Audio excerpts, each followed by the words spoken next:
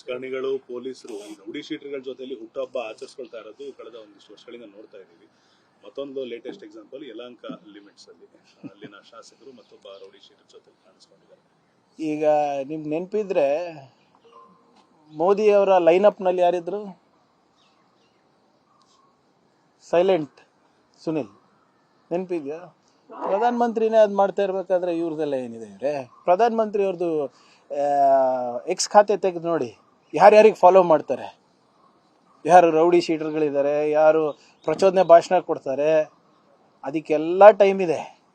So ಇದೆಲ್ಲ ಪಾಪ ನಡೀತದೆ. ಯಾರೋ BJP ಶಾಸಕರು ಒಬ್ರಿಗೆ ಮಾಡಿದ್ರೆ ಅವರಿಗೆ ಮೇಲಿಂದಾನೇ ಇರೋದಲ್ವ ಇದು. ನಮ್ಮ ಅಧಿಕಾರಿಗಳಿಗೆ ಬಹಳ ಸ್ಪಷ್ಟವಾದಂಥ ಆದೇಶನ ನೀಡಿದ್ದೇನೆ.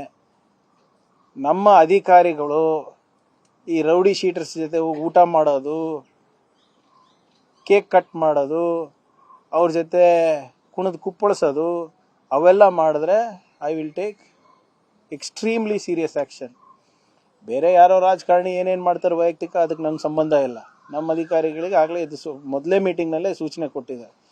ಯಾರಿಗೆ ನೀವು ಒಳಗೆ ಹಾಕಬೇಕು, ನೀವು ಅವ್ರ ಜೊತೆನೆ ಅವ್ರ ಹುಟ್ಟುಹಬ್ಬ ಆಚರಣೆ ಸೌಹಾರ್ದತೆ ಬೆಳೆಸಕ್ಕಂತ ಕೆಲವು ಅಧಿಕಾರಿಗಳು ಹೇಳ್ತಾರೆ.